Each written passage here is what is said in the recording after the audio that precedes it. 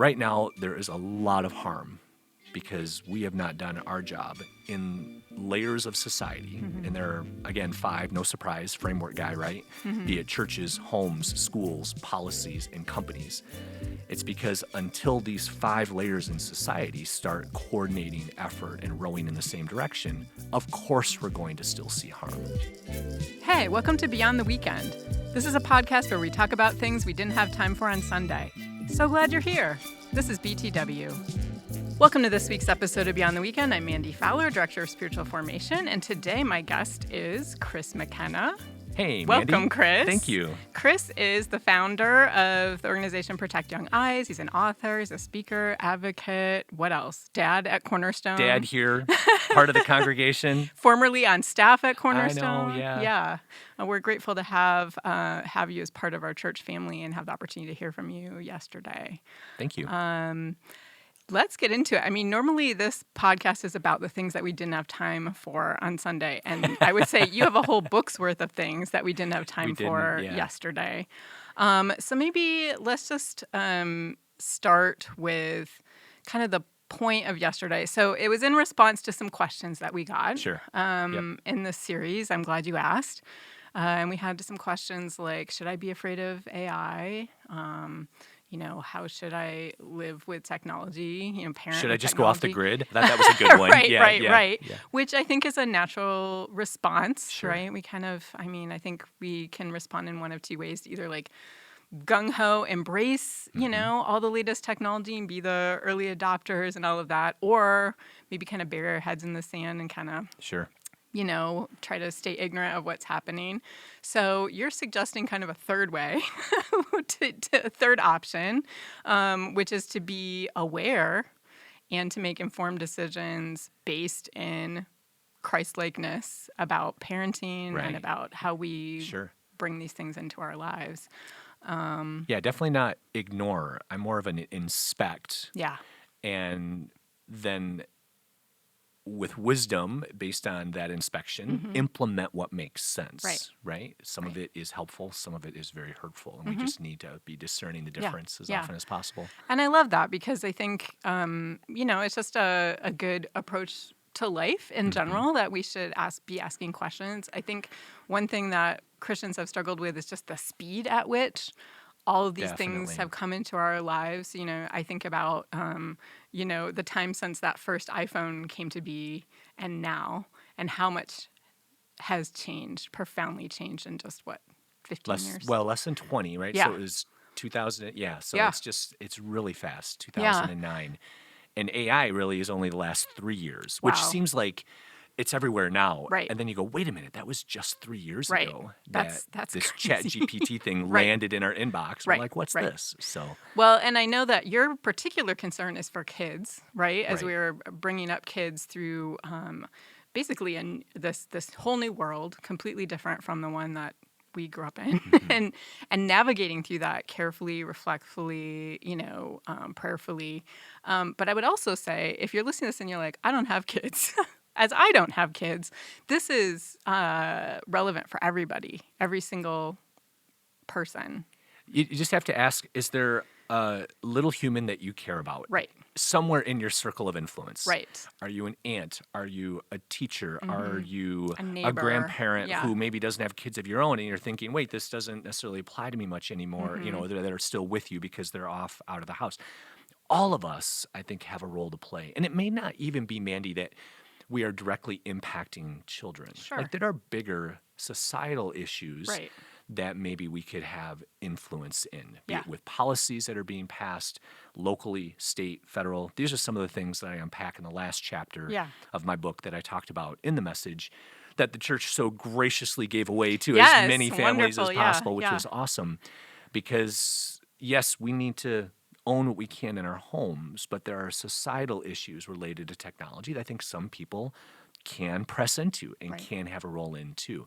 We have to first ask not whether or not we have kids, whether we care about human beings. Yes. Do we care about humanity? Yes. Because this isn't a Michigan issue, a North American issue. I mean, I've been international with this. This is a human issue with this invention Yeah. that is helpful and also an affront to parts of humanity. Right. So all of us, I believe, have a role, lest we get caught off guard Right. by what comes out next. Right. I love that, because if the foundation of our faith is at the beginning, God made people in his own image. And you illustrated that so well in the message about how special humans are compared to every other species on earth. That is where our concern for people, for all people, even if we don't personally know them, that we have a care for and concern for the fact that all precious people made in the image of God might be impacted by something like this. And that's our motivation. And there's something special about the physical nature of humanity. There are parts of newer technologies that are incredibly intelligent and as a result start to mimic certain things that we like in our human relationships. But we can never forget the significance of a physical human relationship. And I think we have to remember what COVID felt like, the separation. We were more connected than ever, FaceTiming everybody, chatting, connected, and yet still lonely. Right. And sometimes what I point back to also is, after the fall, God could have waved his hand and saved us from heaven.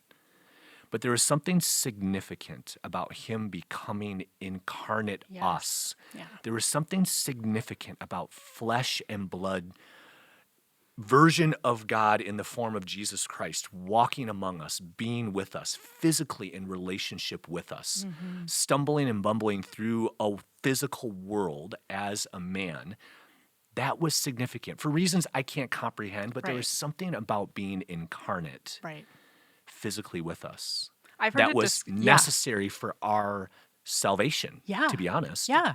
I've heard it described as Jesus being in the ditch of humanity for 30 plus years, And I think, there's something profound. It's almost like God, rather than saying, sometimes I think we have a tendency to be like, the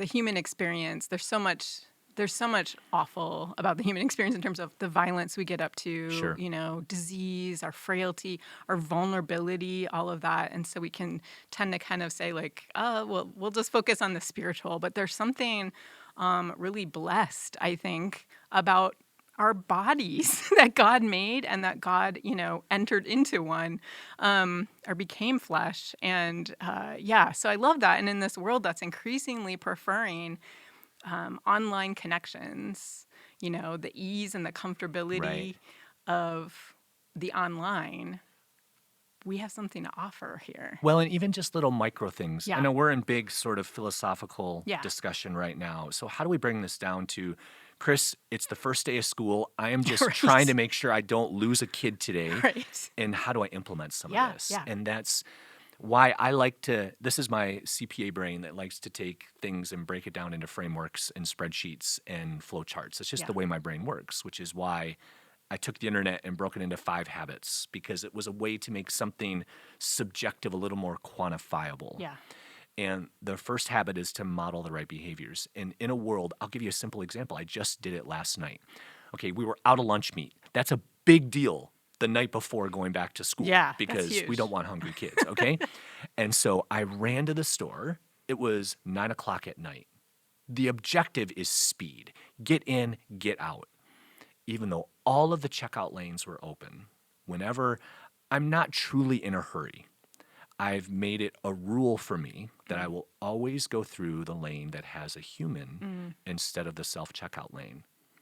Because there's something about saying hi and having a brief conversation with that human in the line. Who knows what he or she needs? Yeah. Who knows what my smile or even their smile might do for the whole demeanor of the rest of my day? Right. If I'm not in a hurry, why not talk to the human?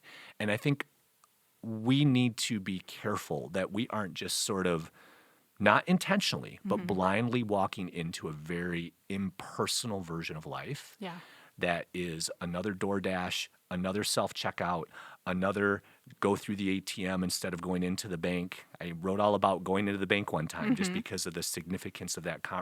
These little micro choices that are slowly decreasing the amount of human-to-human connection that we have in ways that I think ultimately is detrimental to us. Yeah.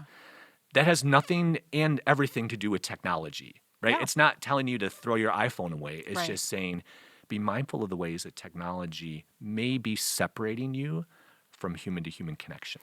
I love that so much because I think there's so many ways that we are constantly being formed by our lives and the world around us in ways that we can't even notice until you step back. And so the way that our world, and I would say maybe our culture in particular, has prioritized efficiency above all else. What's the most efficient? Because time is money, and you've got a lot of other things going on. We all do, no matter what whatever your life, what's going on in your life, you've got a lot going on. And so we have been formed to prioritize efficiency. And so I love what you're suggesting because these are small ways that we can push back against that. Yep, definitely. And I think in that way, image Jesus, because when is Jesus ever efficient? He's so inefficient. He's exactly. Just, slow. And I've heard someone say before he instead of meetings, Jesus has meals. Right. Takes some time. Takes time. Yeah. And, I think that's I love that because it's practical, small way that we can pay attention to what is going on in our formation. And in a fairly non-tech way, which reminds me of a conversation that I had yesterday while handing out books after one of the messages. I can't remember if it was 9:30 or 11 o'clock. There were a number of grandmas who I was just delighted to see so many grandparents who were grabbing the book. Yeah. Because I think in a digital world, which feels fast to us, it feels like turbo super speed to our grandmas and grandpas out there who are like, wait a minute, I see it, but I just can't keep up with it. And what I had 4 invitations. I want to add an invitation to yesterday's message to every grandparent who might be listening to this. And the invitation is to ignore the tech and focus on the relationship. Grandmas and grandpas, you do not have to understand all the ticky-tock, Snapchatty stuff. But your grandchildren in the digital age desperately need you to sit down and look at them and talk to them and show them the value of a conversation, right? That is so valuable to them. And so I encourage grandmas, I did to this one I was talking to yesterday, understand that you have a role and a power in the life of your grandkids that even their mother and father don't have. When I think about the core memories that I have from my grandparents and spending time with them, there's actually science that supports that children who have experienced what are called adverse childhood experiences, that's a scientific label for certain traumas, neglect, harm that's happened to a child. And you can measure children who experience certain ACEs, as they're called, actually have shorter lifespans in certain ways because what happens in childhood impacts our thriving later on. But there's another study which shows that the role of a caring grandmother in the life of a child who has experienced adverse childhood experiences actually offsets the impacts of that trauma. Right? So grandmas and grandpas, please don't diminish or sort of tell yourself that you don't still have a significant role in the life of your grandkids. Press in. They really, really need you. Right. That's such a good encouragement because I think, I think because of the speed and, and I know some older folks who are very up on their technology, and it kind of differs person to person, but I love that encouragement because nothing can substitute a hug.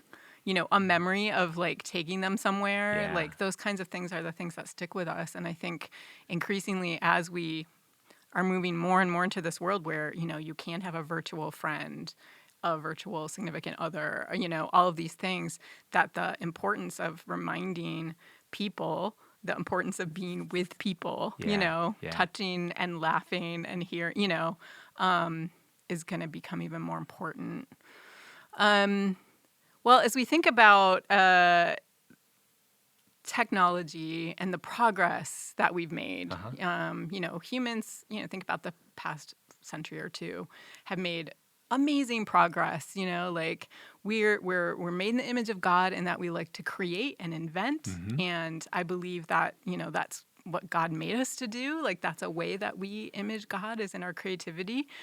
And many of those like ways that we've progressed humanity sometimes have like a positive and a negative. Mm-hmm. But when it comes to maybe some of the, I would say the technology that we've seen in these past several years, some people will say, which you mentioned yesterday, it's just a tool. And what's your response to that? How is this tool different than maybe some of our previous progresses? So there are aspects of it that do mimic a tool, Mm-hmm. but the biggest difference is the lack of passivity in which we interact with this, right? So when I think of a tool, and a lot of people listening to this, I'm sure, will have the same thing. If I say think of a tool, Mm-hmm. you'll think of a hammer. It's just what instantly comes to most people's Mm-hmm. minds. What are the attributes of a hammer? It sits on a shelf in a tool bag until you choose to go and need it and use it. But during the day, that hammer isn't sending you ideas for things that you could build or do during the day so that it could feel used. That hammer is not sending you enticements to go buy the latest nail Right. that could be used in order to hammer into something so that you use the hammer. Right. Foolish but silly illustrations. Yeah, no, but it's a great illustration. It's thinking of it in terms of it's a passive tool that on my own accord, without any input from the hammer, I'm choosing to go use it for something beneficial to me. That is radically different than what we have today with technologies that are studying us in order to, like a hydra, convert themselves into the most enticing version of themselves just for me. In that, the TikTok app that's on my phone versus the TikTok app that's on your or somebody else's phone, the feed of content is going to look radically different based on every twitch and wiggle that I've had on TikTok versus you, because everything is a signal to tell the algorithm. And I have never encountered an algorithm like TikTok's algorithm. It is intoxicatingly accurate with how it figures us out. That's different. Yeah. Now, there's a choice, and this is where the use-tool sort of tension exists. Is it up to me to put guardrails around when and how I use TikTok so that I'm not putting myself sort of in harm's way of this very active targeting? Yes, that's true.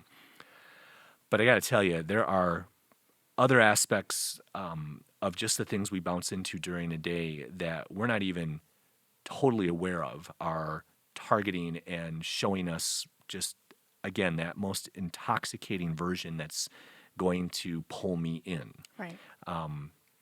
Even from things that we maybe look at while we're going down the road, or the signs that we see. You could probably find a bit of a middle ground there, where as you're, say, driving down the highway and you see a billboard, that's sort of they put that there probably knowing the types of people that we're going to be passing by. Now we're getting into something a little less passive, right? So you see versions of this all over the place that we just need to be more aware of. Yeah. Big difference. Yeah, I think being clear-eyed maybe and informed about the motivations of Absolutely. the companies. You mentioned yesterday to be cynical or I forget your wording exactly. Yeah. Cynical's my word. That's a good one. That's not bad. Yeah. But to view to not just simply skeptical, trust. I think officially skeptical was. is a good word. Yeah. But that at the end of the day, these companies' whole purpose and motivation are to keep you on longer so they can sell you things. That's it. Really, that's like at the end of the day, their whole motivation. And so to them, you're just a number on a balance sheet. Yeah. And that is at cross purposes, just the complete opposite of how we're supposed to look at humanity, And so I think that's a place that's why this is such a important lane for Christians to step into. Sure. And not ignore, not abdicate, but to really step into and speak up, because we have so much to offer in terms of strong love for humanity and prioritizing the human person over profit. And just to maybe just press one more time on the great question that you asked me around, is it a tool? Yeah. Because of the way in which digital spaces are now entangled in so many parts of our lives, that's another reason why it's different. It's not like there are 25 hammers in your house, one that sits on the shelf in the kitchen, one that sits on the couch, one that sits on the table where you're working, one that sits on the history book that you brought home from school, so that everywhere you're going, you're reminded of a hammer and thinking to yourself, wow, how could I use this thing? Right. It's not entwined in our life in the way that algorithms are, where just to watch TV, now you have an algorithm. Right. Just to do my homework, now I'm on an algorithm. Right. Just to call grandma, now I haven't. Right. So I think that's another part of it that separates and makes it different than how we typically characterize a tool. I just got an email yesterday from Asana asking me if I want an AI teammate. Yes, of course you did. Just, Asana being the tool you use just to project manage here at church, right? Yeah. You're like, I've got enough coworkers. I don't need an AI coworker. Right. Yeah. Well, and I think but that's hard. You might, if we don't just stop and pause and ask the question, or reflect and ask like, wait, if I do go down that road, what am I going to lose? Or what am I,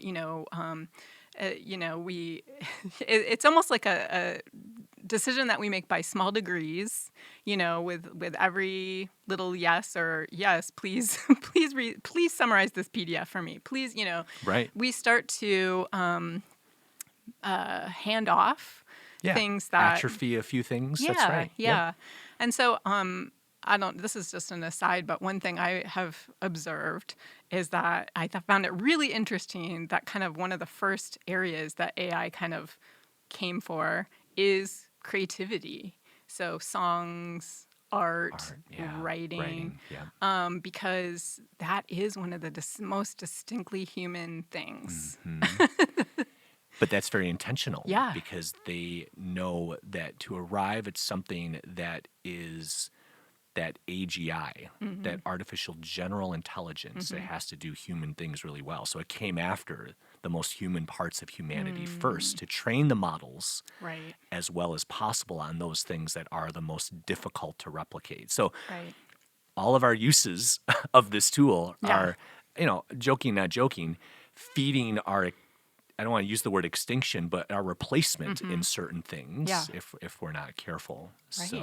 Right. And I know, and I hope people listening to this, what I never want to have happen when I'm in a conversation with technology is for someone to walk away with even 1% less hope than how they entered the conversation. Yeah.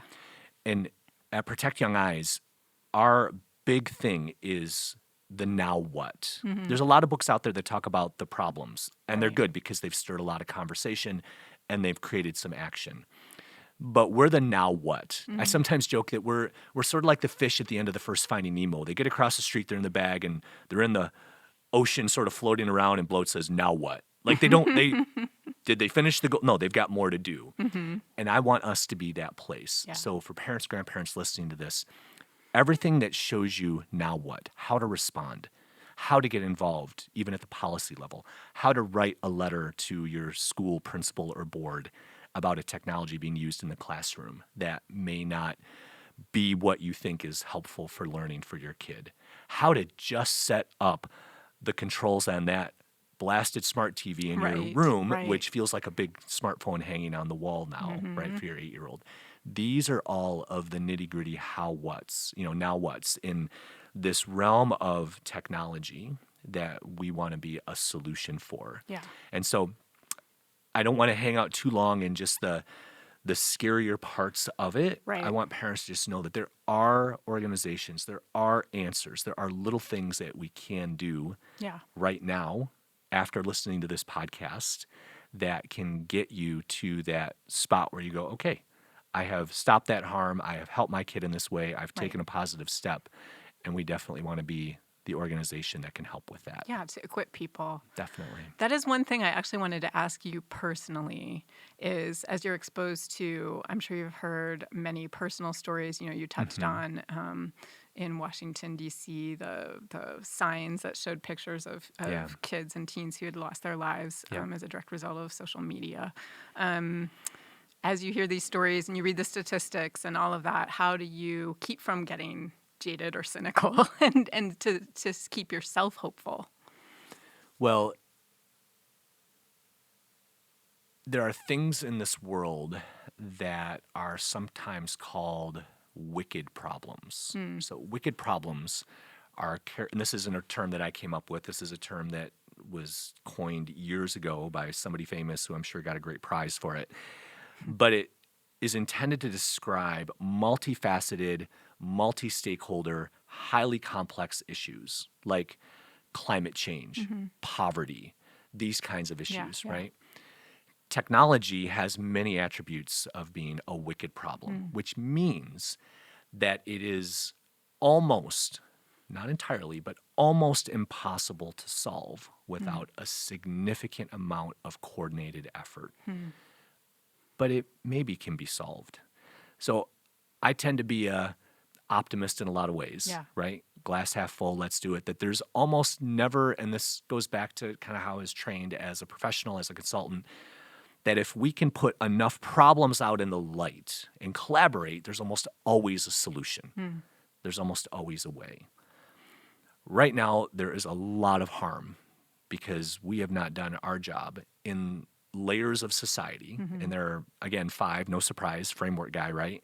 Be it churches, homes, schools, policies, and companies. It's because until these 5 layers in society start coordinating effort and rowing in the same direction, of course we're going to still see harm. Of course there's still going to be heartbreaking stories. But I tend to be a guy that thinks that enough solutions in those 5 layers, we're going to turn a corner here. We are going to wake up. Churches need to wake up to the fact that about once a month, a sermon like the one I gave yesterday needs to be said to beg parents to quit giving their kids access to these addictive, harmful technologies. Like, I love Jonathan Haidt in The Anxious Generation. That book has created a global tide of change, and that is the book the church should have written. He did our job.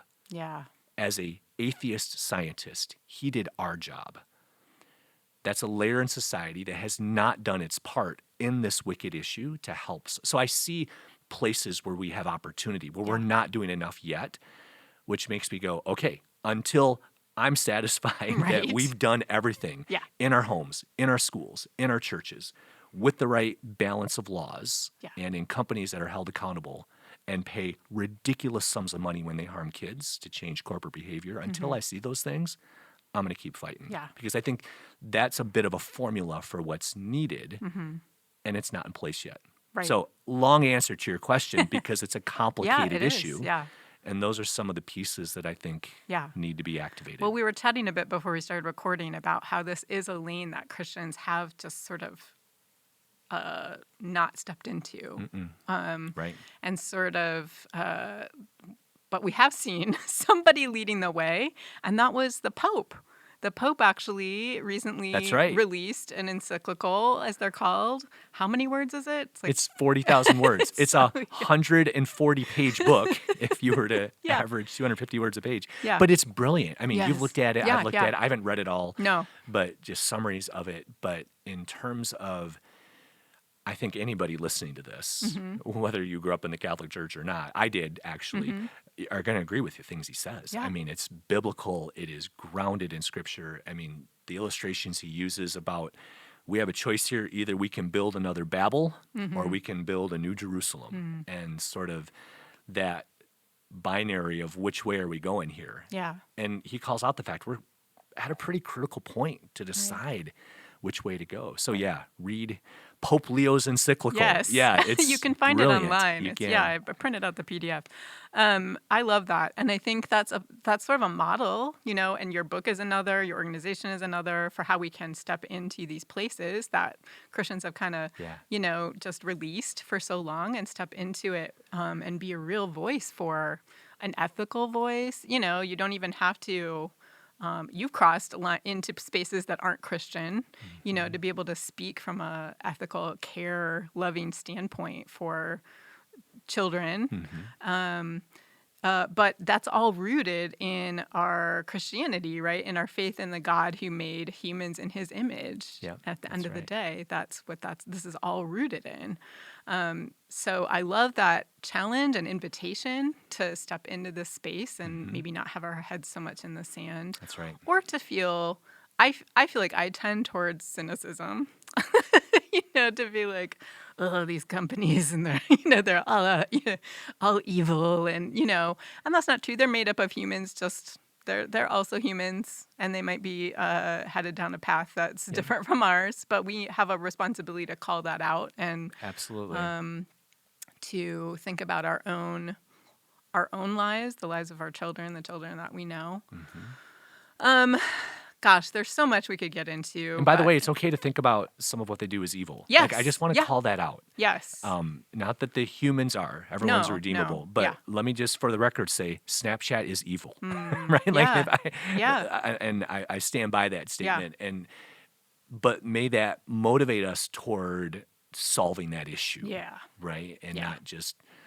sitting there in that that statement. So and there's a balance here. I think sometimes Christians, for a long time there was a push in the church to be relevant, above all else, to be relevant. You're right. Yeah. And I think so. Sometimes Christians are hesitant to step into this space because they're like, oh, we don't want to be unprogressive or anti-technology, or it's seen as political in some way. Yeah, I get it. And so there's been almost like maybe a hesitation to step into this area because it's not cool or and so I think we don't have to worry about that. Nope. Our calling is not necessarily to be relevant as our priority, but to step into what God is calling us in terms of prioritizing humans above everything else. Above everything. Yeah. That's right. Profit and